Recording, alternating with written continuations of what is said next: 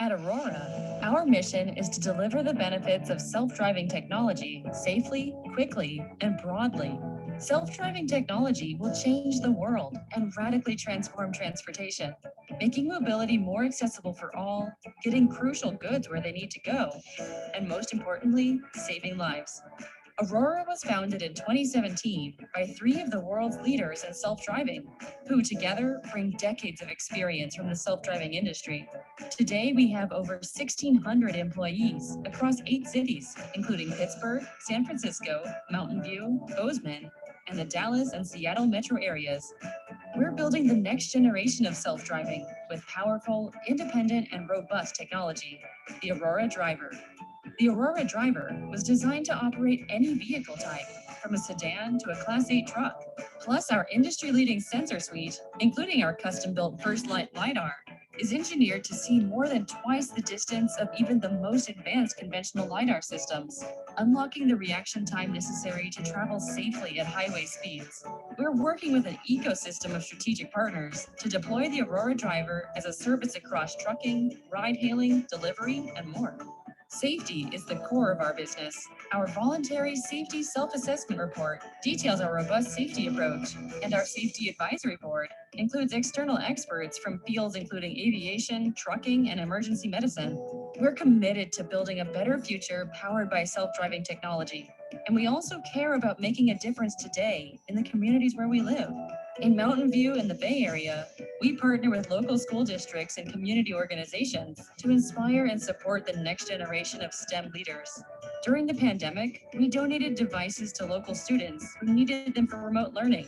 And we sponsored a program to create take-home science experiment kits for elementary students. Our Jumpstart program, in partnership with Women Back to Work, helps recruit and hire returners, professionals who come back to build their careers after an extended break. The Aurora Driver will revolutionize mobility, making it safer and more efficient to move people and goods wherever they need to go. To learn more about Aurora, visit us at aurora.tech. Hi, Mountain View. We're Neuro, an autonomous vehicle company focused on goods delivery. We're proud to call Mountain View home to our headquarters. We've been testing autonomous vehicles in the neighborhood, and we're working to deploy a future commercial service.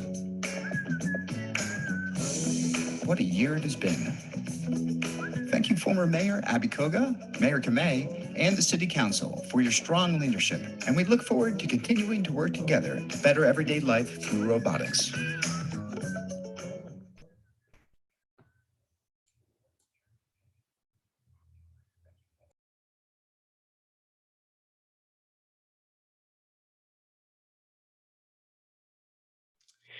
Awesome. Good morning, everybody, and happy Wednesday. I am super excited to get to be here with you all this morning. My name is Adan Chavez, and I serve as our state and local lead here in California. And on behalf of our Facebook for Politics and Government Outreach team, I just want to give each and every one of you a big thank you for being here with us today. And I, of course, also want to give a big thank you to the Mountain View Chamber for this opportunity. You know, the Mountain View Chamber is so special to us at the company. It has touched so many teams, including mine. And I know from day one, the Mountain View Chamber has been very, very, very welcoming, especially when we stepped into the Mountain View community. And so on behalf of the company, again, I just want to share my most sincerest gratitude and thank you to everybody who makes part of this vibrant community. Like I mentioned earlier, I am part of a much larger team that handles politics and government outreach across North America. And I am specifically serving all kinds of California communities. And so if you make up a part of the government, politics, or advocacy space, then we definitely want to help you. Our team is responsible for providing all kinds of product and platform support. And at the end of my presentation today, I will share a little bit more about one, what we can help you with, and two, how you can get a hold of us. You know, I stand here and I'm supported by so many of our wonderful technical experts who are just ready and on standby to help troubleshoot all your issues. So definitely do not hesitate to contact us. We are there to help. That being said, I'm super excited to be able to talk about two of my favorite features today. And one of those is, of course, groups, and the other is, of course, live. I know we have our time cut out for us, so I'm going to go ahead and get started. And I definitely recommend for you all to drop your questions in the chat box. There might be time for at least one or two different questions, and we definitely want to give you those answers. So again, feel free to drop your questions in the chat, and don't worry if we can't get to them today. Like I said, you can definitely get a hold of my technical support team and our help desk, especially if you are a government politics or advocacy partners. Great. With that said, first, we're going to do a deep dive into groups. This is actually one of my favorite features on the platform. The reason being is because this is a surface you can use to engage directly with your community. As you can imagine, there are all kinds of groups with all kinds of purposes and uses. There are groups for moms, for college students, for community leaders. There are groups for sports events. And there are also groups for, say, for example, finding out local news in your community, learning about other events that are happening in your backyard. In addition, sometimes if you get lucky too, there are groups on where to find really cool free stuff. And so as long as there are people with all kinds of shared interests, that is all it takes to really create this much larger group. In terms of the kind of platform product side of this, it used to be that only profiles could create groups. But now if you manage a page on our platform, you have this functionality as well. So definitely feel free to create a group. This is definitely going to help you drive discussion and, of course, build that internal sense of community. But don't always feel like you have to create a group. There are already so many thousands of different kinds of groups where you can definitely just jump into an already existing discussion and become part of this much larger conversation. And like I said, you can definitely also do this from your page. What's really cool about groups is that people are also using groups to communicate information during emergencies or crisis. We saw this happen a couple months ago when there was inclement weather in Texas. There were thousands of groups who were created to be able to provide relief to communities across the state. And in California, groups have also become huge when it comes to responding to the many unfortunate wildfires we face as a state. And so in groups, I've seen many different partners use groups to either communicate information leading up to a disaster, to be able to prepare all of their communities. But groups have also been effective in communicating information after a disaster, especially when we're thinking about recovery. People are looking for either funds, other kinds of resources, and other kinds of relief. And you can definitely continue to use a group in this spirit.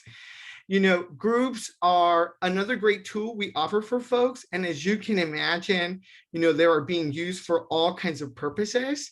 And so if you find yourself wanting to create a group, say, for example, you might be a nonprofit in your community who might want to use a group to speak directly with volunteers who are working on a specific issue. Or say, for example, you are a government partner and conduct all sorts of street/community cleanings from time to time. You can also use groups to communicate directly with all your volunteers. You can have volunteers join your group and also have them invite others. You can either have them fill up last minute shifts, communicate other kinds of last minute information, and of course, build that bigger sense of community with your volunteers as well. And so groups definitely have a lot of features. And if you are not new to using the groups option yet, do not worry. I've gone ahead and included here different things you should be keeping in mind as you start to kick off all of your work on groups. Definitely invite new members to introduce themselves. This helps build a greater sense of community and make sure that everybody is seen and heard and feels like they can participate. Ask questions. You want to be as interactive as possible. Say, for example, you're hard at work in your community, responding to COVID, and there's a lot of myths and misconceptions. Well, you can actually ask the people in your group what kind of questions, doubt, or concerns they have about COVID, whether that be testing, vaccination sites, and everything else in between. That way, you can also start to debunk some of those myths and misconceptions. Groups are a little bit different than, say, for example, a page, which is more external facing and anybody can, like whether or not they're a friend or follower. But on groups, you can actually share a little bit more exclusive content that might be more specific and tailored to a specific audience. There is just so much more you can also do on groups. One of those things being Facebook Live. You can actually share a Facebook Live to a group, and you can actually also go live on a specific group. So up next, I'm actually going to be talking a little bit more about Facebook Live. I'll start off by saying that this is, again, one of those things that is just another favorite of mine on the platform. The reason being is because I used to conduct a bunch of this at my former organization. Now that I'm at the Facebook side of things, I definitely know now why it used to be one of my favorites and still continues to be. The first one being is that Facebook Lives do get 10 times the amount of engagement as opposed to kind of a pre-recorded video on the platform. I know definitely I tend to watch Facebook Lives a lot longer than I do any kind of other video that might be posted from a page. And this is definitely the same experience many across our platform find themselves in.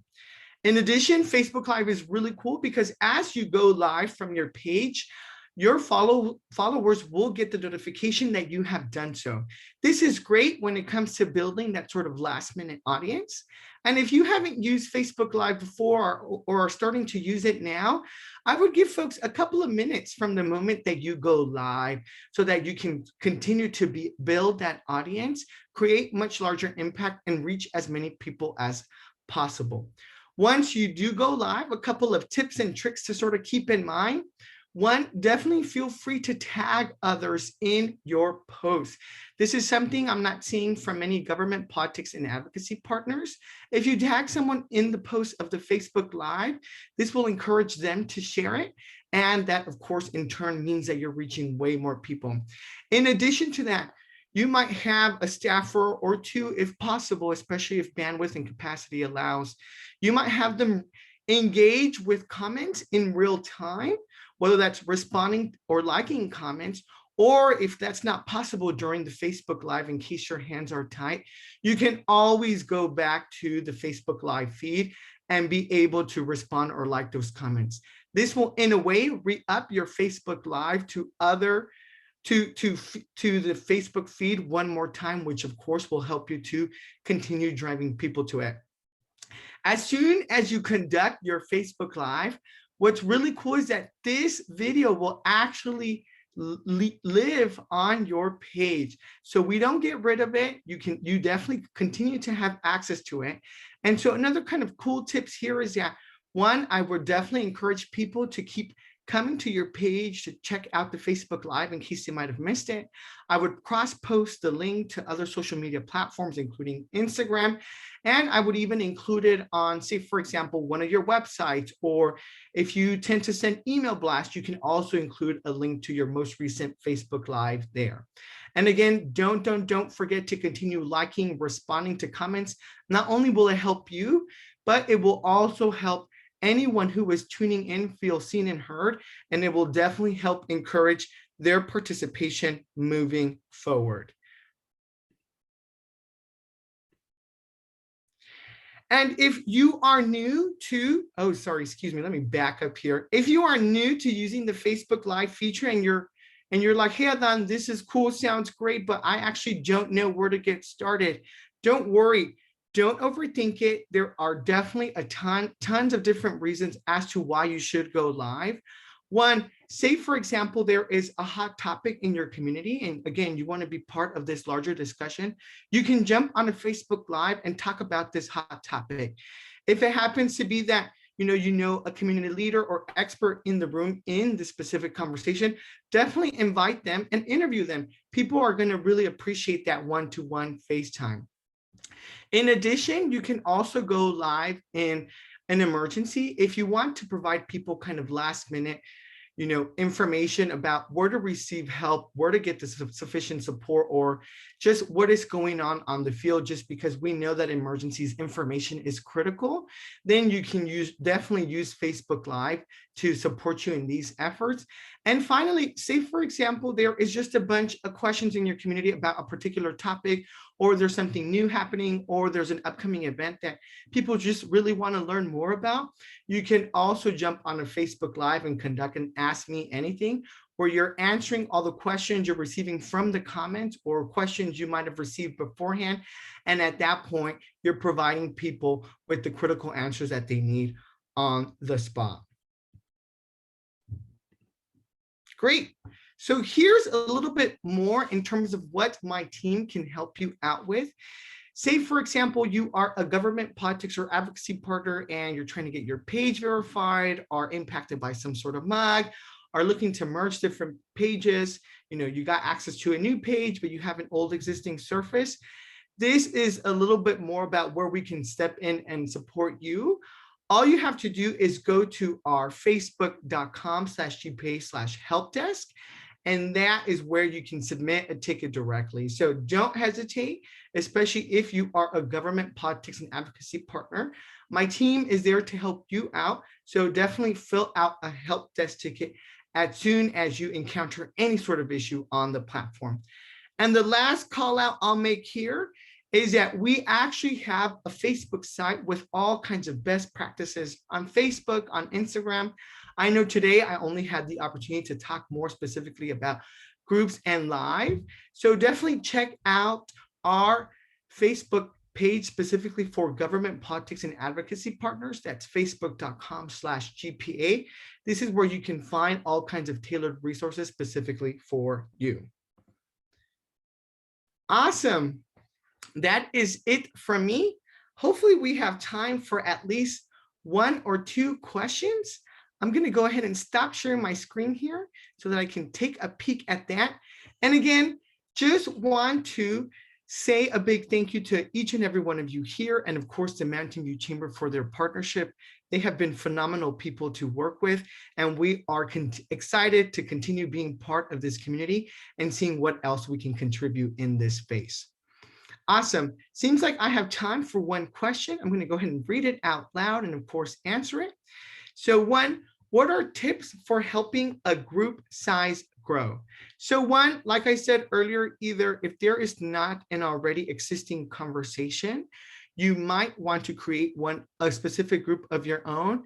But say, for example, there is already an existing group that is tailored along what you're looking for, then I would definitely join that group and not feel like you have to worry about increasing the group audience because it's already been done for you, which is definitely the perk of joining a surface that already has been running on the platform for a while. If you're creating your new group and are definitely looking to maximize your audience, I would say definitely inviting different volunteers, followers, people in your community who might have a shared interest. And at that point, once you have a couple people in that group, you can continue to invite them as well. These people are sort of the trusted messengers in your communities and know which other people have, some of the same interests, and they can definitely play their part in adding more people to the group. What's really cool is that while your group can grow in volunteer size, you as a page admin can continue to moderate and regulate the group. So while you give volunteers or any other kind of follower on the group the ability to post directly on the group, then you can definitely, as an admin, continue to keep an eye on that, especially if there's something you think that might be in violation of either our community standards at Facebook, or say, for example, 2, any kind of community standards you have outlined for your group. Awesome. Well, that is it for me. Thank you again so much, everybody. I hope you continue to have a phenomenal time at the showcase. Definitely let us know if we can be helpful in any way. And I hope to see you sometime in person soon.